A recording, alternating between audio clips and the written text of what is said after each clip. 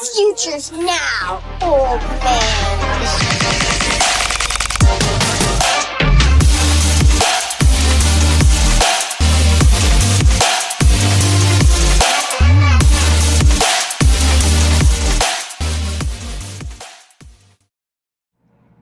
What it do, Jimmy Choo? Welcome into the Future First podcast where we help you win today with the Future First mindset. I'm Jmac here with my co-host Jose. How you doing today, man? I'm good, brother. How are you? Doing good, doing good. This week has been crazy, man. Just a lot going on at work. We're doing a bathroom remodel in our house.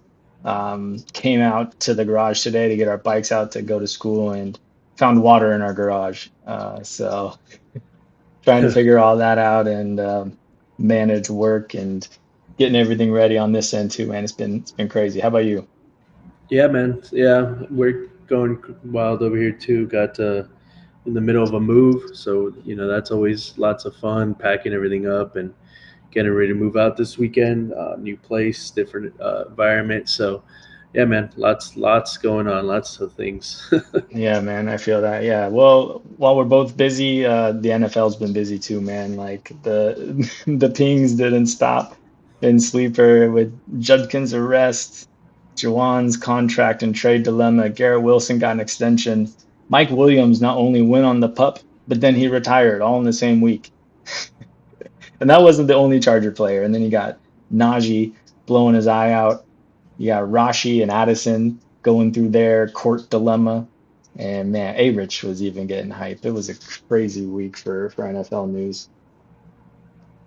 100%, man. I don't know what it is about these wide receivers and just their inability to use an Uber or drive safely. But yeah, it looks like both of them are probably going to be suspended this year. The A-Rich hype cycle is back on after being off for a while off the train tracks. Yeah, man, the Jets, they got nothing better to do than pay probably their only two good players or they're elite players. So I know Garrett Wilson got that extension, had Sauce with his record-breaking extension as well. So yeah, man, it's picking back up. These training camps coming around. I think the Najee news is big if you're an Amari and Hampton. Drafter in dynasty, or if you're looking in redrafty, I think that could expedite things. Everybody was worried, Najee's the vet. How long is it going to take if Hampton is going to take over?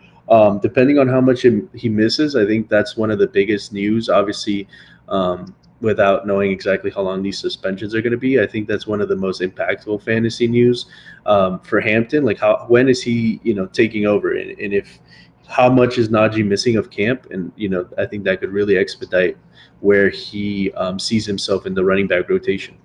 Yeah, it went further than that, right? Didn't they say Najee was going to start on the non-football injury Yep, list? Was that for the season? training Or camp. that was just for Yeah, training camp. training Okay. camp. But yeah, I mean, even then, you right, he's all of a sudden now taking all the first team snaps instead of sharing them.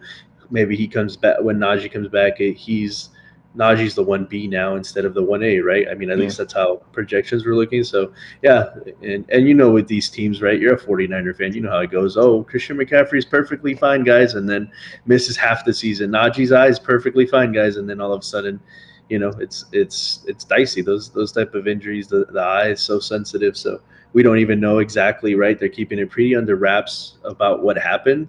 So who knows how bad things actually are. I mean, obviously, it doesn't seem like it'll be career altering, but you never know with these things in the NFL. Yeah, man, it can't be good, considering we heard rumblings and rumors of Najee losing his eye a week prior to that news actually breaking, and then, it kind of quelled that whole hype on that, and it bubbled back up and was like, oh no, it's superficial. They say like, who knows what that means, man? I hear it that he's got nerve damage or something going on, so. It's not good, whatever it is. But yeah, Omarion Hampton to the moon. Let's go. I got a couple shares. I'm looking forward to that. So yeah. All right, man. Well, we are on YouTube, so like and subscribe us there if you guys are tuning in over there. And we got another banger episode teed up for you guys today.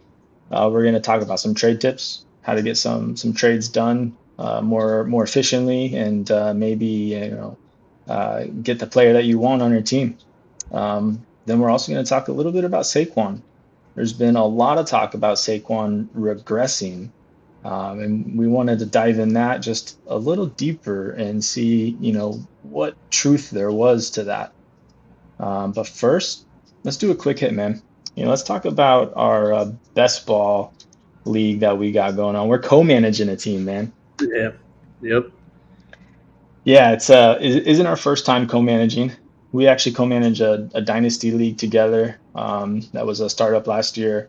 That one's been a lot of fun. We are hardcore into a rebuild right Yeah. now, stacking up those future firsts. But yeah, for this one, the best ball league, seasonal best ball redraft, we're looking at 12 team start eight, super flex PPR with a few quirks and a full tight end premium, um, which kind of adds a lot to it. And then there was a third round reversal on it too. So yeah, this was something we organized with the Toes and the Toe Clan. Yeah, man, we've been banging these out one after another, just keeping scratching that itch Yeah. until the season can hit. But yeah, we drafted from the 11 spot, man. What was your takeaway from the draft here? Yeah, I mean, I like that we talked about it, right? We were at the 11th, so we were going to have that third round reversal, giving us that extra pick quicker than we were anticipating. So I think our strategy made a lot of sense. The full tight end premium, making it 2 points per reception. So it's a full point on top of the wide receivers and running backs getting their point. We identified we really wanted to target a Bowers or McBride in that first pick, and then we were kind of see play it by ear. How did it go? We ended up going running back a little bit heavy right at the start, and then we kind Super of said, IT. yeah, that we said that's gonna be okay. We're fine with it. We took pass catching running backs, and then go from there. Just hammer the wide receivers right with best ball.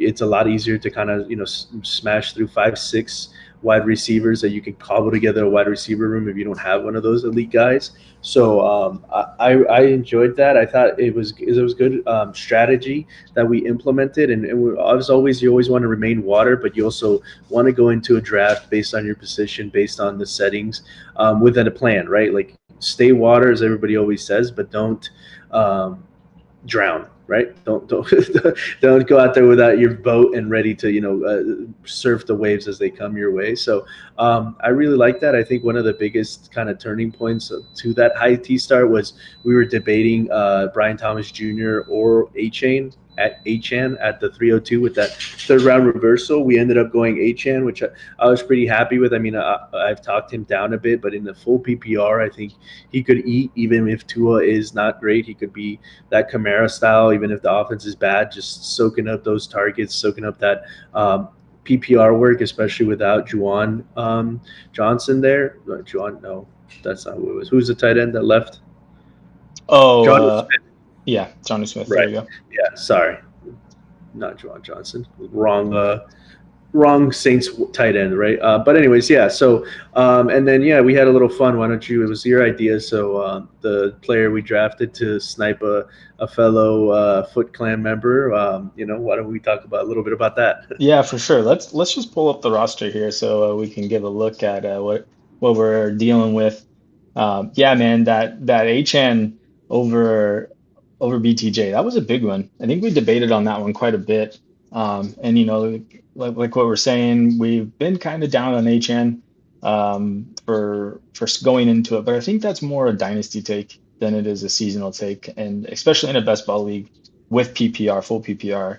Right. Yeah, Achan can really get us there, and I like the way we went, especially since we only start two wide receivers in this league per week. So going that high T and securing those top running backs real early on, I think was a good choice, especially after that Trey McBride start. Him falling to 111 was gold. But yeah, man, coming back on the seven, um, we have a fellow. League mate, a pillow. He is a huge Broncos fan, and he comes in the chat and he's always talking about, I'm gonna get all the Broncos, I'm gonna do it. And I was like, who's gonna get RJ Harvey? and he's in the 110 spot, so right in front of us. And he passed on RJ Harvey. I think he took Trevor Lawrence, maybe, or something like that. He got the stack with BTJ because he took BTJ after we took HM. And even after he took BTJ or Trevor Lawrence, he was in the chat being like, "You fools, you let me get the stack." And so like I mean, it's all in good fun. It's whatever. But coming back, I messaged Jose. I was like, man, we got to take RJ Harvey here. We got to snipe him and just take it from him. And yeah, that was a really fun moment, especially since I made sure to get his attention before we made the pick. Make sure he was live in the chat. Uh, but yeah, and you know me, RJ Harvey's my guy, so I don't even feel bad about it. If he's filling a flex spot, or reaching that RB position, if Achan falls off, like I still feel really great about that pick. Um, yeah, and then one more memorable moment that I want to get to before we talk about some of the uh, strategy in tight ends in this league was the Aaron Rodgers pick at 11 in the 11th round. We talked about that one for a minute, man. We were like, do we grab a third QB?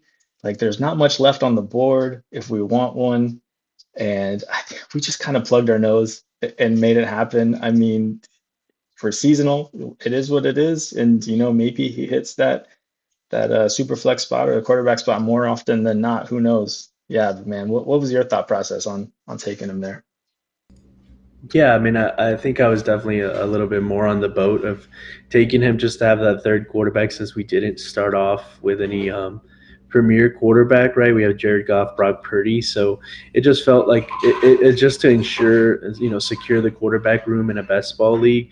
Aaron Rodgers, whatever, he's who he is. Everybody knows, talk it to death. But in terms of fantasy, he was pretty decent last year, and I don't think the O line there and the wide receiver room is something to, be a little bit worried about maybe, but it's not that, I don't think that huge of a difference from what he had in, in New York last year. So, Hmm. he still finished as a quarterback too, which is, still spiking in there, 20 plus points. So I just thought it was just a good little way to finish off. And there was nobody left unless you're taking your shots on Jameis Winston or some of those guys. He was kind of the only startable quarterback left. So, yeah, it's not a guy you love to pick. You're not super excited when you pick an Aaron Rodgers for your super flex team. But in best ball, it's one season. That's all we're worried about. Yeah, so like you said, plug your nose and just cuddle up in the darkness with good old Aaron Rodgers. But yeah, I In the mean, like darkness. yeah, exactly. But like you said, man, there was a lot of bit of chatter about the tight ends being overvalued, undervalued.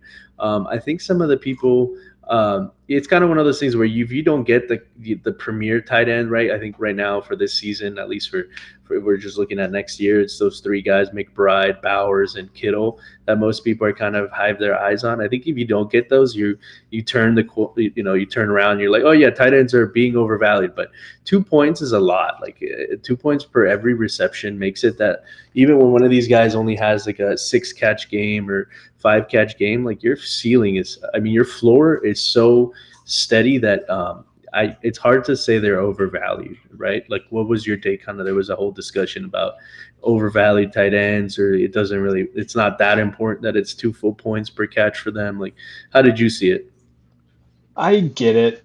I tend to think in full PPR or full tight end premium for that matter, the tight ends are underdrafted for the most part. Like when you sort by points in your draft pool, the tight ends are stacked at the top. Um, now I don't think it's invalidated saying like, oh, you shouldn't be drafting those tight ends in those middle rounds. Because I feel like there is an argument to make where you can get those guys later. And the full tight end premium applies to all of them. So I mean, you can find some value at the end of the draft and scoop up the wide receivers and the running backs that are falling. But the thing is like they're not really falling because the tight ends are going in ADP for the most part. So you're not really gaining a lot of value I would say, in that regard. But I do tend to fade tight ends in most drafts. I'm either taking at the top or I'm taking at the bottom. I have no issue going to get Zach Ertz or Hunter Henry. Those are my go-to guys. The only guy I'll kind of peek at in the middle, there's two of them, Evan Ingram and Tucker Craft. And we put Tucker Craft on the squad here, which was nice. And I like him for a breakout. I like that we only went two tight ends here because we can only start two ever in a week. And I really doubt Tucker Craft is going to compete with Trey McBride in that tight end spot all that much. So it'll be a good flex play if you can get in there, outside of over those other guys there. But yeah, I mean, we still have one pick left. There's 20 rounds in this, so we're not showing 4 or 5 of our picks on here right now. I think just below Roshan was Quentin Johnston, which, hey man, with that Mike Williams news, him being out, and there was a little promise too with Trey Harris not getting his contract signed, but that was another news item. Trey Harris signed his contract, his rookie contract. So Oh no! And then right when QJ season is heating up, they're posting videos of him dropping balls in practice. Which I mean, I know it's not a thing, but man, when you're 3 seasons in and everybody talks about your hands are cement cinder blocks, like, oof, seeing those videos, the coach made him like when Miza was playing, like repeat the drill. Nope, you don't get out of line. Go back and try to catch the ball, and then he does catch. I don't know if you saw the video. I was just that's browsing today. Twitter. Yeah, I Oh think it no, I was didn't see today. that, man. Oh god, TJ, man. Yeah, it's always QJ season. Did you want to mention a little bit about this other best ball league that you got into? Thanks to you heard about it thanks to our friend Fox from the Toe Clan. Yeah, man. So Fox is part of the Women's of Fantasy Football, and they do a lot of work with advocating for women in the industry. And they're doing a best ball tournament league, where you are competing against some of your favorite analysts, which is a lot of fun. So I got in that. It's very similar to this format here. It's a little bit deeper. You start 12 or 11. You have an extra wide receiver and two more flexes. So yeah, start 11. And then they have a tiered PPR. So I think it's half PPR for wide receivers, 0.75 for running backs, and then like 1.5 for tight ends, something like that. So it'll be interesting. That one's coming up, I think, in 2 weeks. So I'll keep you guys plugged in on how that goes. I'm playing with Andrew Cooper. I think he's known like the tight end whisperer. So we'll see. We'll see if tight ends are being overvalued in these drafts coming up, and that I'll keep you guys posted. But yeah, man, Yeah, it's exciting times. for sure. Yeah, shout out to Fox. She writes for the fantasy footballers. She's got into work doing, I think, thumbnails, and just she's got an artistic thumb, but she's doing content, she's drafts, she's all over the place doing a lot of work. If you've seen a fantasy football thumbnail either on Twitter or on a Player video that you profiler. like, player profiler, if you've seen something that you like, you're like, wow, that looks good. It's probably been done by Fox in the last while. So shout out to her. She's killing it. She's doing a great job. Definitely like an inspiration in terms of like just getting into the scene and doing something and making a hobby to earn a little money. But for sure, man. You want to move on and we talk about the trades, how to get some trades done in your leagues? Absolutely, man. Yeah, let's talk about some trade tips here. You want to lead us off with one of yours?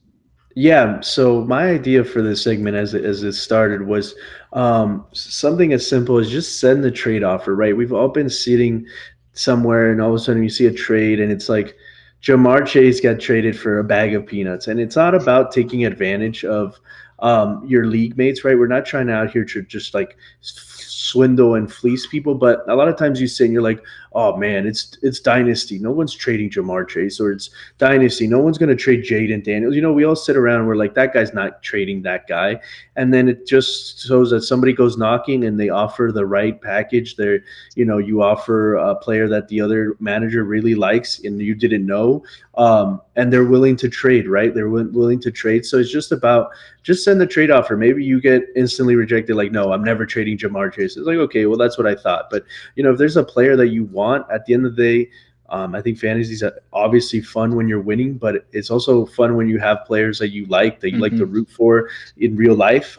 So if there's a player that you want, there's nothing stopping you from sending a trade offer and just see what happens, right? Maybe it's not the first trade offer, maybe you go back and forth, right? But if you really believe that Bijan Robinson is going to be the RB1, then what's stopping you from going to get him? Maybe the other manager doesn't feel as strongly, right? There's lots of things that can happen.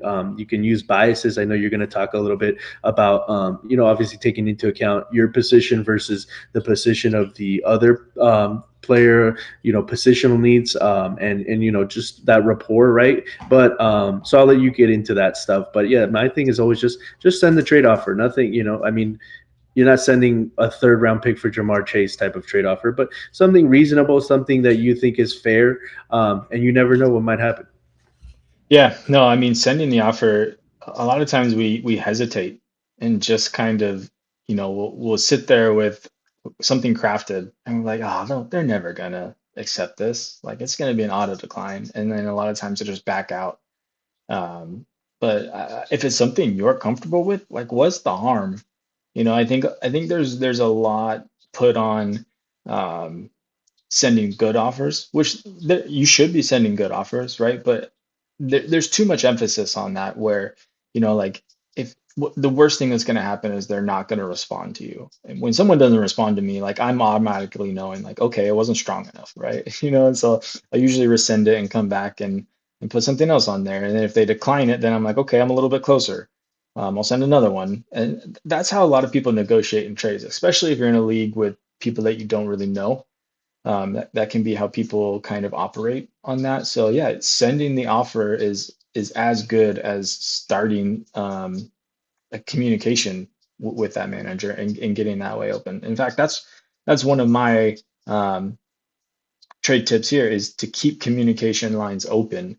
Um, and that's in a multitude of ways. Just keep talking and make sure you know what other people are looking for, whether that's in the league chat or one-on-one chats. Um, but when you get an inquiry on a player or you send an inquiry on a player, like be open and flexible and suggestive to what's coming in and get creative with work with them to be creative to get something done.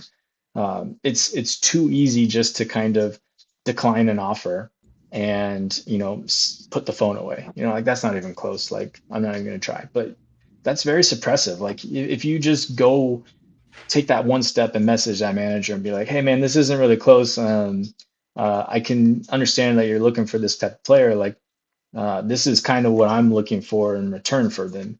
And start exploring the trade that way to understand their needs and wants and tell them your needs and wants. And then from there, you can just take that conversation to the next step. And um, if it kind of folds, then it is what it is. But you can also get creative and say like, okay, like I understand you're looking for future picks. I don't have a ton of future picks, but this player is worth these kind of future picks. Like, what if we make a deal for this kind of player? Then you could flip them pretty easily. The market is working for them, that type of thing.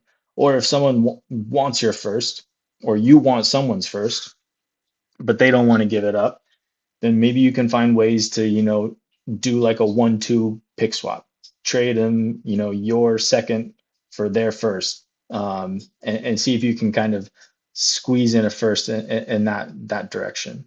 Um, yeah, and then if going back to keeping communication lines open, if you send a trade, drop a message with it. Just be like, hey, I'm interested in Lab.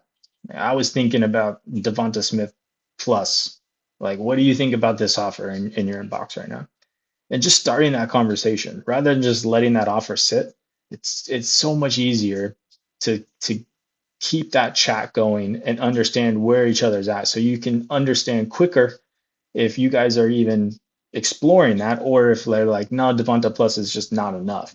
So then you can come back and say, okay, like, what if I give you, this plus this guy type of thing. It's always good to keep those messages going, following up trades. Yeah. I don't know. What do you think about those two ideas so far? Just being explorative and keeping those trade lines open. Are you doing those kind of things? Yeah, I mean, I see sometimes where people they say, "Oh, I hate when someone approaches me and says, "What do you want for X player?" Like you're the I think the connotation is that when somebody comes to you, is they're trying to have you do all the work for the trade. And I just maybe just is just my personal view, but if somebody approaches me and they're like, "Hey, what do you want for Devonte Smith?" or "What do you want for Lad?" I think it's easier that way because the person can you can look at someone's roster and think, oh man, this dude's not a contender, this guy's this, but maybe you're selling Mhm. them short. Maybe that's the best. Sometimes those are the best ways to get somebody's pick that thinks they're a contender and they're actually not. And maybe you know fantasy football better, or you think you do, right? We all think we know fantasy football better than the people we're playing against because that's part of the whole thing.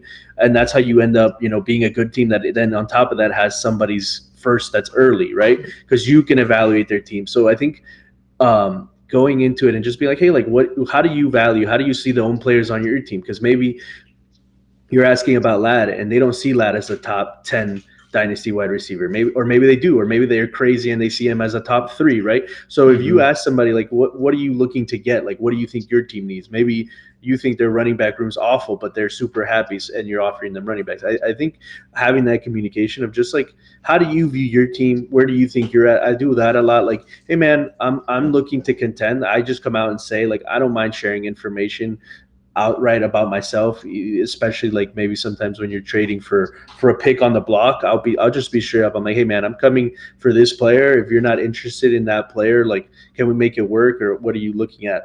But so they can tell you, hey, I'm coming to you as a contender. I see you have a Derrick Henry on your team. I don't know how you feel about your team, but if you're looking potentially to not contend this year, what would you be looking for? Just picks, a younger guy, that type of thing. And then with one of the things you were talking about the league chat with this new sleeper thing, I think it's a great way to kind of learn about your league mates. Maybe they don't talk a lot about themselves in the chat, but hey, all of a sudden Joe Bob says he's a Bengals fan. There's a little Bengals thing right next to his name, Mhm. right? All of a sudden, oh, okay, cool. I have Higgins on my team. Maybe he loves Higgins. It's those type of things you can explore. We were talking about earlier about a league mate that loved the Broncos. He makes it very well known he likes the Broncos, but other people are a little bit more quiet. So you can, those are little things, little edges you can look. Sometimes people don't care and they just, I'm a Cowboys fan, but I don't care. I'm not paying any Cowboys tax because I'm a Cowboys fan. You're a 49ers fan. I don't think you have any sort of biases to 49ers players, but some people do. Some people really like to cheer for their player, and then they also get to cheer for their fantasy team at the same time. So, but yeah, I think you had a point on it also about the trade block. Yeah, for sure. Like I do love my players, my Niner players, and they're fun to have on my teams. And I do try to get them on my teams, but I'm not making it a priority. I'm more level-headed in that way. But yeah, as far as the trade block, um, what we've been talking about so far has been like active ways to keep communication lines open and engage with your league mates. But there are like passive ways to kind of have that done without even you having the app open, and that is updating your trade block and the players that you're interested in. Like if you're ever bored and you're trying to go craft a trade because you're bored, which I don't recommend, but if you're going to be doing that, instead, a good alternative, go in to that trade menu and just update your trade block and the players that you're interested in. Those two things right there, whenever I get a message of someone saying like a player's interested in one of my players, I'm immediately going to their team and be like, who do they got? Who do they got that I feel like I could swap with, especially if it's a player that I don't really believe in a lot of times on my team. I picked him up as a throw in on a trade or something, and um, it's a good way to just do that. But whenever too, if someone comes and tries to craft a trade to you, it shows up like, oh, this player is interested in this player, and you go, oh, like, oh, I didn't know that, maybe I'll try and work him into this deal. So it's just a great way to passively interact with your league mates to get trades done on both ends of, oh, this guy's on the block, like, oh, let's see if I can work him into this trade, that as I'm trying to sell this guy. Like, it just makes sense, and it doesn't take a lot of energy. The one thing that's really hard to do is you have to keep them updated. Season to season, these things change. So maybe in the off season, go through and start unstarring players that you're not interested in anymore, because otherwise you'll start getting offers with Trey Lance in them, or you know, your Daniel Jones, or Yeah, whoever those old players of yesteryear are.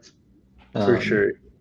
yeah, I think some of my best trades or trades that I feel like have been the best is when somebody uh, puts somebody on the trade block and you fire an offer right away because one, they're on the app, right? They just put somebody on the trade block. And to me, when somebody puts someone's on the trade block, I know some people say, "Oh, don't put players on the trade block, shop them secretly because everybody knows you're trying to get rid of them." But like, just because I put somebody on the trade block doesn't mean I'm ready to like give them away for free, right? But it does mean you're actively trying to sell a player. So that's kind of the Puka trade that we talked about last week. That's kind of how it happened. The guy put him on the trade block, and within 5 minutes, my trade had been accepted, and everybody else in the league got caught sleeping because if somebody puts somebody on the trade block, like I said, they're on their app, they're on their phone. You shoot them a trade offer, you're the first one in, right? You can quickly come together and say, hey, what do I think? What am I willing to gamble without checking 25 sources? I'm not a big fan of trade calculators, but and you just have your conviction of a player. You can be the first one in, and sometimes snake out one of your league mates who might have a better deal, but you don't even let them get that word in because they already made the trade. But yeah, and I do not condone board trading, but I do condone updating your trade block when you're bored. Like, hey, it's been 3 weeks since I threw Garrett Wilson on the trade block. He also just got a new contract. Bang, let me unclick and put him back on the that's trade right. block. Great Right? hack. Anytime there's news about a player that I don't particularly love, good news, I'm hitting that trade block. Oh, you mean I don't know. J.K. Dobbins is the favorite to be. Sorry, no shots at It's R.J. good. Harvey, but you know, J.K. Dobbins is going on the block. Something positive about QJ. He's going. Like, does it ever really amount to anything that much? No, but sometimes you get the bites of Yep. people seeing the hype and being interested. So, yeah, man, I think those are all great tips and great ways to just keep engaged with your league mates. Yeah, and you touched on a good point too about, knowing who people like, or who's interested in who. Like, that's another good reason to keep communications open, because if you do start getting interested in a player, and someone else has interest in the player, well, now you have leverage, and you can say, hey, like, I'm gonna move this player here. I'm gonna go move RJ Harvey. I know you like him. Like, this is your chance to grab him really quick. Make me an offer. Another good reason of why to keep communication lines open. Know who your league mates like, so that you can keep those trades um, going in multiple directions. So that way you get the best value possible for your players. Yeah. And then let's move on to our last one here, of sending sensible trades. And a lot of times that's just identifying suitable trade partners. Um, like we were talking about, like you were saying, like contender meet rebuilder. Rebuilder, I got picks. Give me your old age veterans that are gonna give me production on my team. It's so easy to do, but so often do I see teams, contenders, offering other contenders picks for their players, and it's just like, what? Like, man, we're in the same boat. Like, I don't understand. Like, why do you think this trade's going to happen? Type of thing. And or like rebuilders, like trying to give them a veteran, or maybe it's not even an aging veteran. Maybe it's just an older guy like AJ Brown. Like, it's like, oh man, like I like AJ Brown, but he doesn't fit my timeline for my build. So it's just knowing what league mates are in what situation. And yeah, you can't always identify who thinks they're in what situation. Contenders, or maybe more like pretenders, and they think they're a contender. But yeah, what's your experience with that specific one? Yeah, to borrow from like a gaming type of term, like knowing the meta game, knowing like the inner workings of your league, if you're plugged in, kind of that communication we were talking about is important because you might be playing at a level and you never know. You obviously not every league is built the same, but you might be playing at a level that other people aren't, right? Like you see those teams where they got the young running backs and old wide receivers, and they're talking about rebuilding, or they're rebuilding, but they have no young wide receivers. It's a bunch of old guys. The certain teams that you aren't built how they should be, especially when you're rebuilding. So you gotta know too, like who are you playing with, right? Are they up in the meta of what timelines? Like, what does it mean a timeline to have Hmm. an AJ Brown compared to a Puka, right? Like we all know the difference in player. Value, but there's a difference, I think, in how some people perceive that, right? Like a lot of teams, when you see teams rebuilding, they don't their players aren't matching up either because of their quarterbacks or their running backs or their wide receivers. So knowing that, but yeah, it's definitely something I've struggled with. I think, which is something I'm trying to work on, like as a contender, trading to a rebuilder because. They usually just want picks or they want young players, and like a lot of teams that I've built are usually age, so it makes it a little bit harder. I'm usually more in looking in the middle of the table, like what play teams are kind of more trying to contend or trying to not rebuild yet, maybe retool. So I have a bit easier time trading with those guys. Yeah. And but yeah. Yeah, no, I was gonna say like there's the rebuilders who are set in the rebuild.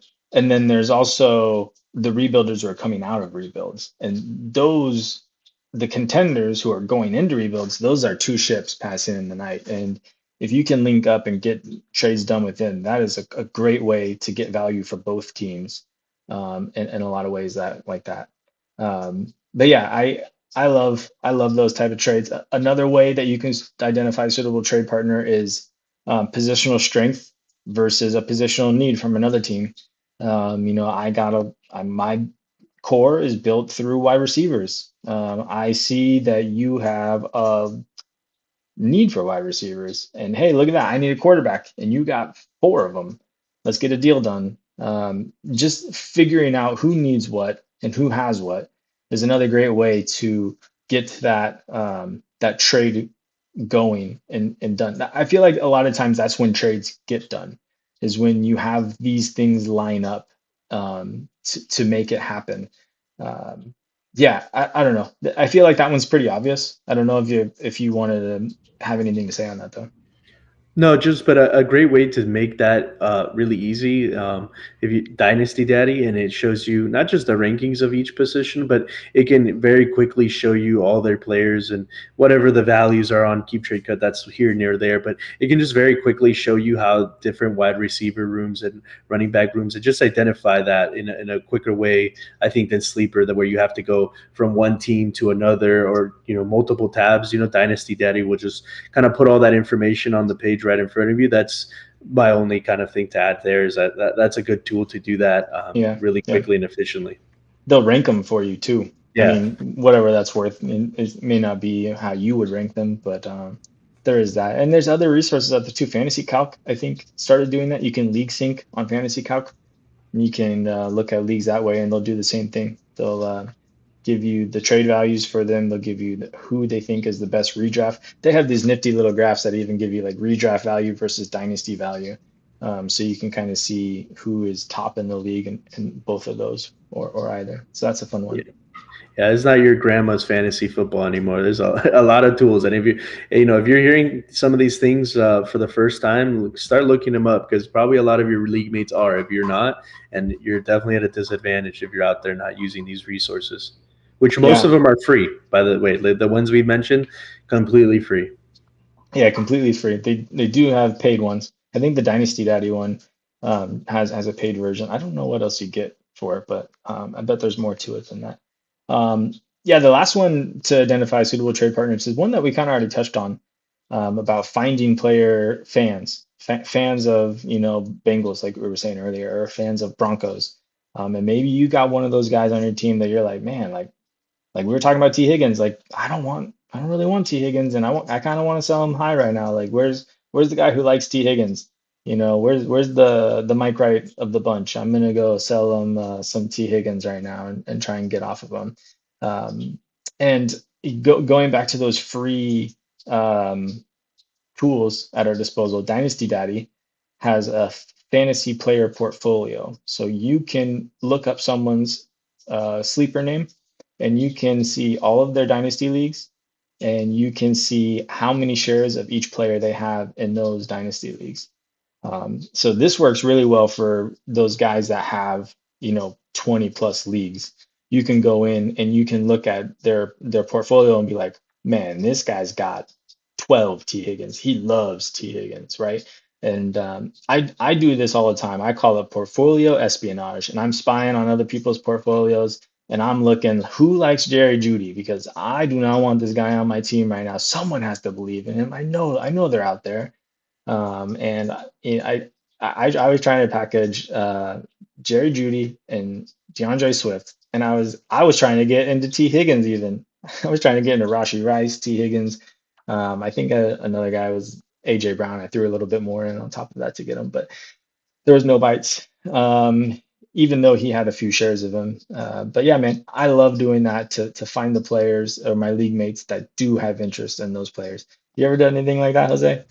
Yeah, I've looked through a little bit something like that. Yeah, especially if it's somebody maybe in a league I'm not too familiar with, right? Like let's learn about a little bit about them. And I mean, yeah, I mean there would be no degenerates that would have that many leagues, right? Jmac, none at all.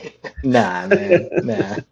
No, but definitely, I love that. The portfolio espionage is definitely, and that's something that probably a lot of people aren't doing. So it's definitely a way to gain a little bit of an edge because, you might approach somebody and they're like, "Wait, how did this guy know I love T Higgins? That's weird." But yeah, sure, I want to trade for T Higgins. Awesome, right? Like, and he has no idea where you got that information from, and he just slips over his head, and he's none the wiser, and you've made out, shipping off T Higgins and making a good trade for yourself.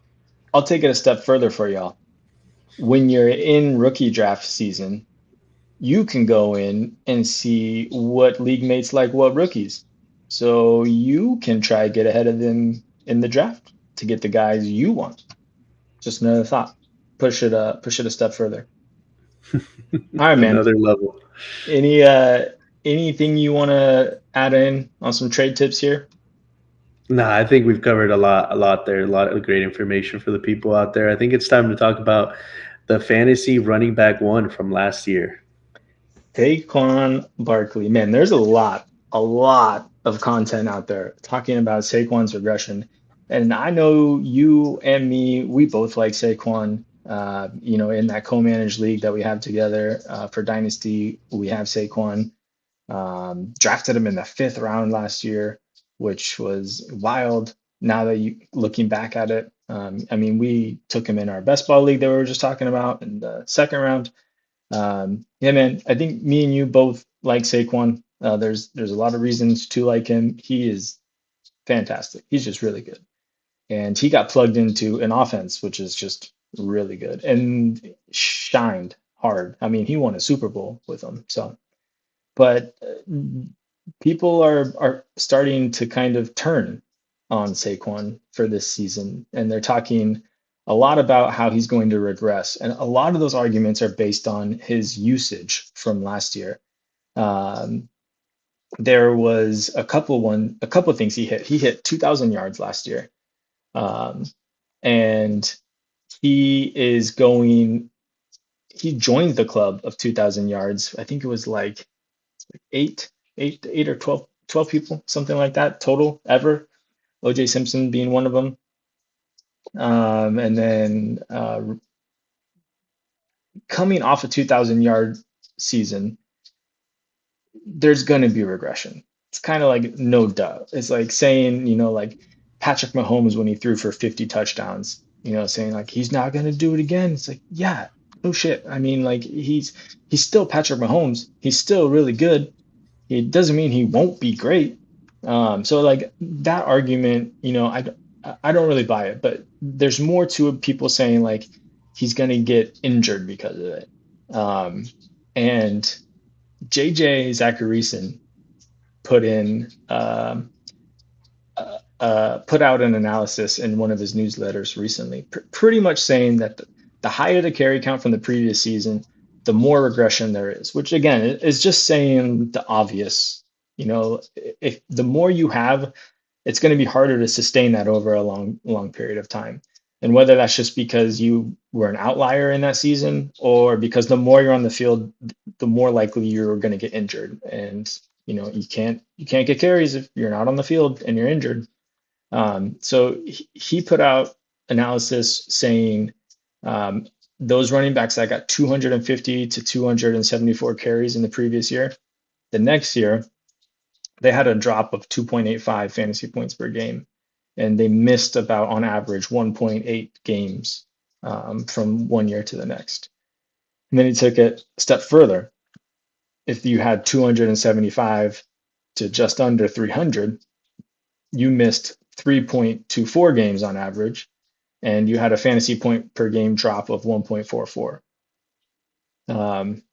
Then, if you had more than 300 carries, you had a delta or a missing games of 4 from one season to the next, and a fantasy points per game drop of 5.15 fantasy points per game. So that's a big difference right there.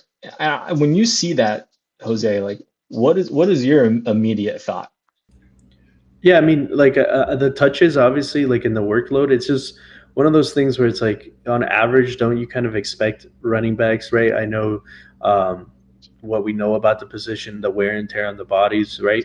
Don't you kind of expect most running backs to miss a couple games? So, missing 4+ games, right? That's more concerning. That's a good chunk of the season. You're going to feel that on your roster. But I just think it just kind of makes sense, right? If you're one of these running backs that takes this many carries, it's probably because you are definitely the workhorse, which means you're just on average, you're out on the field more, which means there's always more chance for you to get hurt, right? Like it's just, to me, it's the numbers just tell the story of what makes sense in your head if you think about it likely. I don't necessarily think that just automatically predicts that Saquon, who we're talking about here, is just going to go out there and get injured, which I know that's one of your, one of the things we're going to talk about, that a lot of these arguments, maybe not JJ's, is about injury for rate, the injury risk to Saquon. And I do want to say, like, we thought about talking about this before that newsletter came out, which made me feel like, hey, we're on topic. We're discussing the right things here. So that was cool to see when you told me that he had put this out, because it fits right with what we wanted to talk about. But yeah, I mean, I think what you said, he said, in other words, this is just regression. It's not necessarily only about health, even if that's a meaningful factor. Like, yeah, I mean, Saquon's getting older. He has had injuries, but this is not, to me, it's not a CMC thing, right? Where it's like, man, he has missed almost whole seasons before, right? He's playing still behind the best offensive line, one of the best running offensive schemes. If he gets another 250 touches, or if his touches dip, is he going to get 2,000 scrimmage yards? Of course not. It would be a historic run for him to do it. But when you think about the NFL, right, when you think about fantasy, how many guys can you really put up there that could have a Saquon season or touch near a Saquon season? Is there Yeah, two guys, right? You think maybe Bijan, and can you name another guy who you think Derrick could Henry. realistically? Derrick Henry, right? The whole Adam Sandler thing, right? Yeah, 2,000 yards. But apart from that, there's three guys on the entire NFL rosters right now with how things are that you'd say can have a Saquon type season, and Saquon is one of them. So, like, yes, when you have a historic season, the most likely thing is that you're going to regress. Now, how much, right? Like, I'll let you get back to it because I know you have some mhm. other great points in here. But that's what I think when I see those type of numbers. It just correlates with what in my brain makes sense for running backs that get a lot of touches. No, I mean you're spot on. At least how I'm thinking about it. Like, but the big part I think is like when I hear these arguments in the content, health is just this huge underlying tone. Not in JJ's, but in others, and it's there. It feels like what they're saying is because he had this many carries last year, and history has shown us the year following, these carries, like they're injured and they're missing this many games. It's just like you're telling me that the guys playing the most injured position in a violent sport are often hurt. Like, yeah, no shit. Like, it just makes sense that these high carry guys are going to get injured more often, and that you will see a history with them. And it's like that history is the same reason why zero RB is a strategy in this game that we play. So to me, it's fair to be concerned about injuries, but I'm just not buying that the previous season's usage is a signal for an injury-based regression, um, which is kind of why I like how JJ says it, and you already said it, but it's like it's just regression. It's not necessarily that it's about health, even if health is a meaningful factor in that. Um, yeah, and then one last post that I want to say, Ian Hartitz was talking about, he put up a tweet, and running backs with 400 plus carries in one season to the next averaged 12.7 games the next year, with a median of 15 because of guys like CMC and Arian Foster. Those guys that are often injured with, missing seasons or whatever are bringing that average down quite a bit. But yeah, man, I mean, Saquon Barkley this year, his ADP, it depends on where you're looking and where you're drafting, but when we've been doing our seasonal, best balls and stuff, like he's falling into the second round, and often going as like running back 3 or running back 4. And to me, like that's his floor if he stays healthy. Like running back 3 is the floor to me, and he has that RB1 upside. Like we just saw it, and nothing changed. Right. Like he's still in a good offense. It, He's Go ahead. oh, sorry. I was just gonna say it just feels like one of those things that you get to the end of this season and everybody's like, "Wow, why was Saquon, who just did this, going as running back 4 or 5?" Right? Like it's just one of those things that it just doesn't make sense. And but it's great for people that do want to draft Saquon because it seems like the injury risk is getting baked in. Right? It's not CMC from like 2 years ago where he was going 101 after having the running back one, and so you're drafting him literally at his ceiling, right? It's not Jamar Chase coming off the best season and now he's going 101, right? So it's almost like the so much has been talked about the injury and the potential and the 400 carries and the Madden curse from being on the Madden cover. Like so many things have been talked about negatively about Saquon, which it kind of almost feels like it's getting baked into his ADP where I love it. It's great. If I can get him, if I'm at the back of a turn like we were on that draft. I mean, we went Trey McBride because of the extra tight end premium. But if not, if you're getting, I don't know, whatever wide receivers at the back end, and then you can turn around quick and come back with Saquon. I feel like those are the type of drafts that are going to be winning leagues, especially for short single season formats because yeah, if Saquon doesn't get hurt, then there's nothing stopping him, right? Nothing else, like you just said, has changed.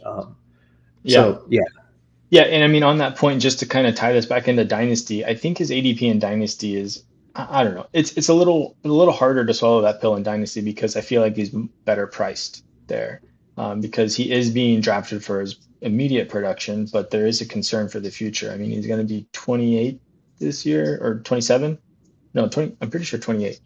Um, and yeah, but to tie that into how we can make that actionable is if someone is scared off of Saquon Barkley because of these, injury narratives that, he's going to be injured next year, and you can buy low and you're competing, like go get them. If they want a first and a second, like I'd pay that for Saquon. Um, I don't know if that's getting done. I wouldn't take a first and a second for Saquon. I would want a lot more than that.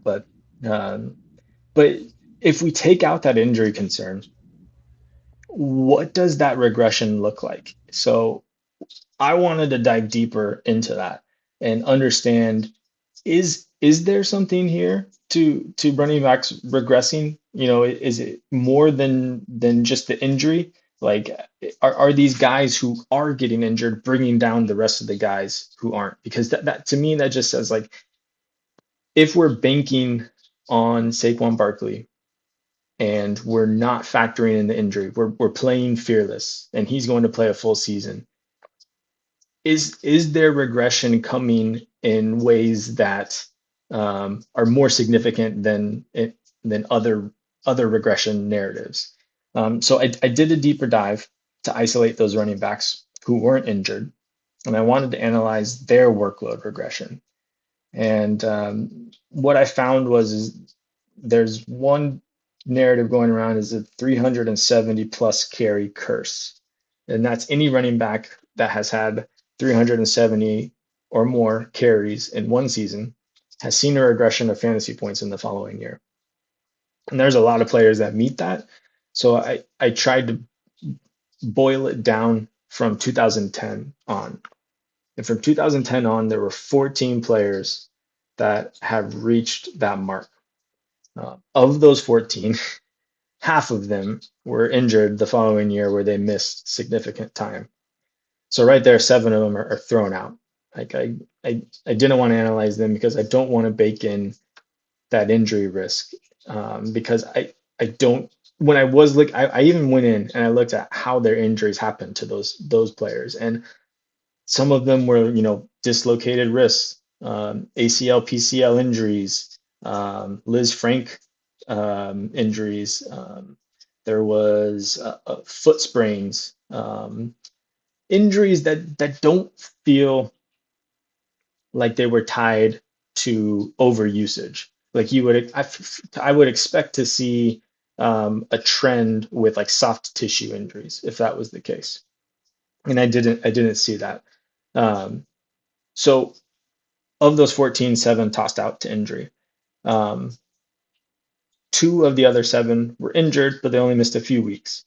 It is worth noting that those 2 were on pace to reach the same number of carries that they had the year prior. So as far as workload goes, there was no um, significant decline, or at least no signal of decline going into them. One of the other 7 was Le'Veon Bell, the year he held out. So you can toss him into the injured because it just doesn't count.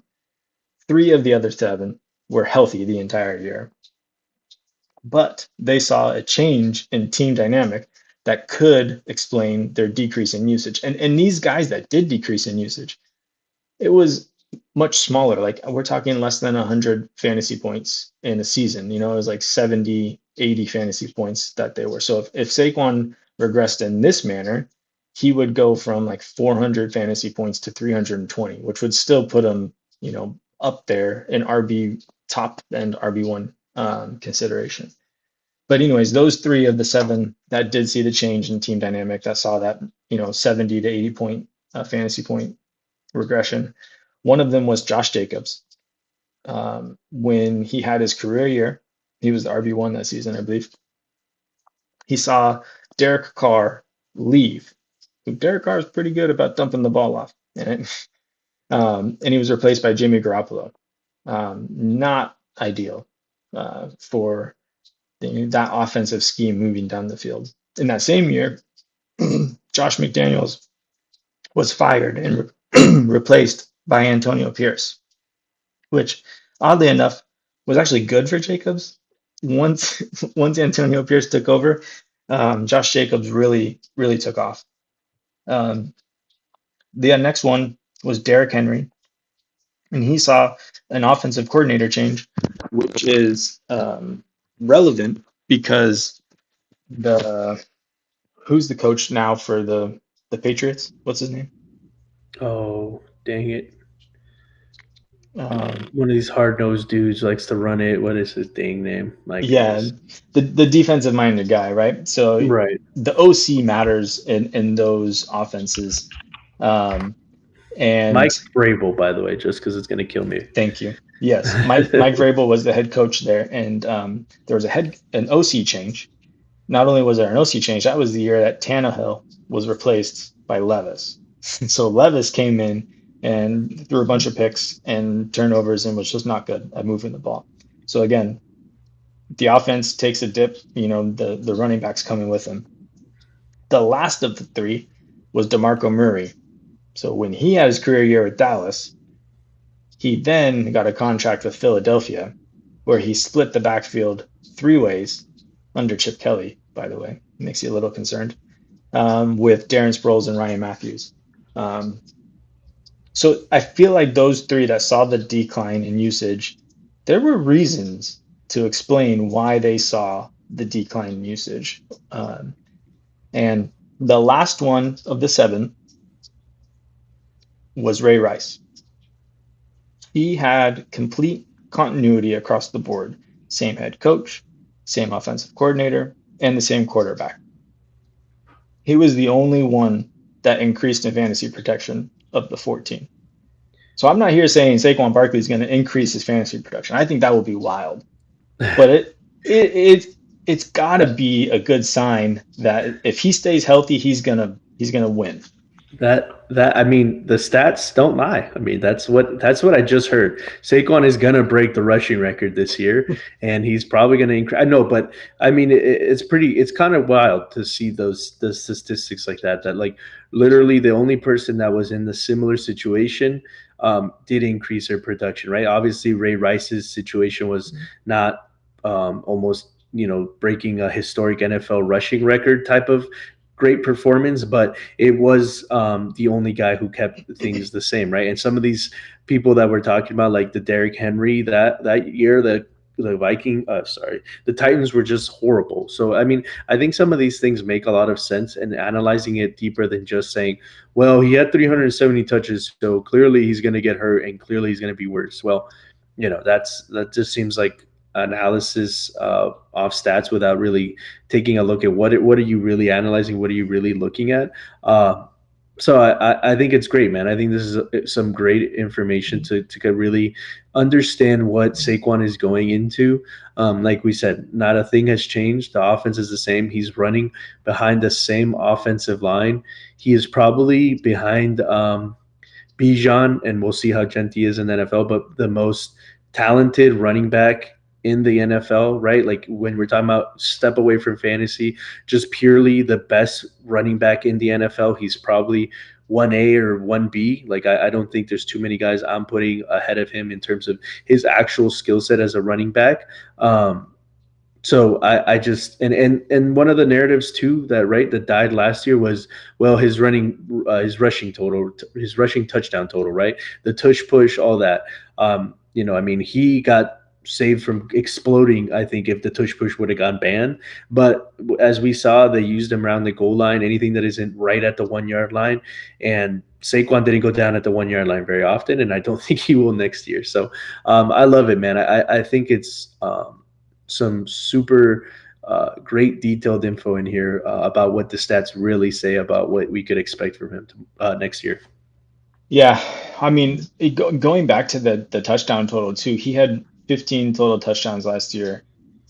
Derrick Henry had 20. Jahmyr Gibbs had 19. So I mean, even if he does regress in yardage and touches, like he could make it up in touchdowns. Like there's room for that to happen. He could make it up in receptions. He's really good at receiving the ball. I mean, he had 33 catches, I think, last year. So there's room for him. There's outs, I guess. There's outs if his carries and yardage go down. There's outs for him to still get to the fantasy points that he was at this year if he stays healthy. One thing that JJ brought up that was a little alarming was the Eagles' pass rate last year was like 41% or something like that. So the regression to the mean for their pass game would also mean a dip to Saquon Barkley. But to me, is like those two. Like if you're going to fade Saquon Barkley, then you should be buying the pass game. Like you should be going and getting AJ Brown because he's at an extreme value if that's the case. But I still think like if the pass game gets better, then it opens up underneath for Saquon, and Saquon can take it to the house on any play. So Right. they play hand in hand to me, and I'm not super worried about it in that front. And if anything, maybe that's good for him. Maybe the carries come down, but he's just more efficient, which is what we would like to see. Um, yeah, I think overall, like it's just a regression argument. He's not gonna hit 2,000 yards again this season, more than likely. And I think there's validity to fading him as the RB1 or maybe even as the RB2. But I think it's crazy to think that he can't reach that again. We're talking about a generational prospect who finally landed in a good spot. with a great offensive scheme, and it just seems like we're making excuses on ways to not draft him. Like last year, it was the exact same thing. Like, oh, he's tush push. He's not gonna be good because he's gonna lose the tush push. It feels like the same thing again. Like it's just like we're just making up this ridiculous argument on why not to. So yeah, man, lock him in for top three RB for me if he stays healthy. Yeah. I mean, we won't go out there and guarantee anybody's health because that's too dangerous, messing with the Jason. fantasy football gods. Yeah, exactly. Poor Bijan. I'm glad I don't have him anywhere right now. But it's also one of those things like if the passing game goes up, like you're saying, we're not talking about Derrick Henry here, who would suffer a lot, right? Like, do you know who's on in the running back room with Saquon Barkley? Will Shipley. Right? AJ Dillon and a guy named Avery Williams. Like none of those guys are going in there besides to like give Saquon some water. Like I don't know what AJ Dillon's doing. Like none of those guys are taking Saquon off the field in important passing situations unless he needs it. But otherwise, he's going to be out there. I don't see anybody, doing anything to hurt him. So if they're passing more, it could just mean more screens, more checkdowns. Like there's no reason why it necessarily has to hurt him. If the passing game goes up, like you said, it could just make him more efficient, if anything. So. I think we gave a great case to why you should not be fading Saquon. If anything, just take him at his ADP. And if you're trying to build a contender right away, I have no hesitation taking him in a dynasty startup right now. Like if he's the cornerstone in your contending team right out the gate, a lot of people I think are scared to contend because it is a risky business because you could be in a hole real fast in a dynasty league. But I'm definitely willing to make that bet on Saquon. He's a guy that could defy the odds, kind of like Derrick Henry's doing. And there's nothing in the imminent future that says, besides if you're just worried about health, which we can save that rant I have for another day about injuries, but anybody can get injured on any play, right? Like we're not talking about, like you said, soft tissue, reoccurring injuries. Like Saquon has just as much bad luck to roll an ankle as any other player in the league, no matter what position they play and how many touches they had the previous year. Like, those things happen to anybody. So I'm with you, man. I'm locked in. If I can get Saquon at the end of the first in a seasonal draft, or if I can get him in my dynasty startup, I'm going to press the button every time because there's nobody else that can do what Saquon can. I think really, like legitimately, that's just what it comes down to, and those are the type of players, right? Like nobody can go out and do what Jamar Chase can. Like even Justin Jefferson, who's as good or a better wide receiver in the actual NFL, doesn't have the quarterback. There's things that stop him. There's nothing stopping Saquon. There's more things against guys like Bijan, who's younger, sure, but is Penix really good? Is he? We don't know. It could Mhm. be. He looked good for a few games, right?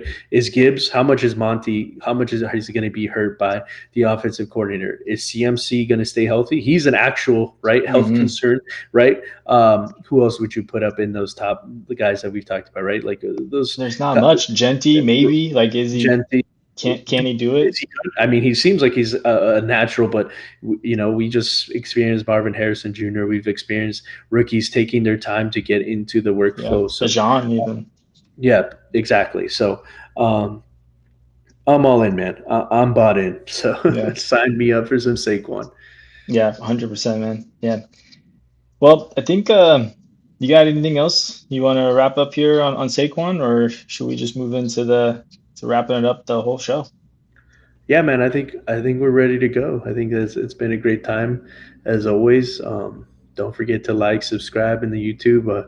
You can find us on X as well. That'll be in the description of the YouTube video. Um, anything else from you, Jmac?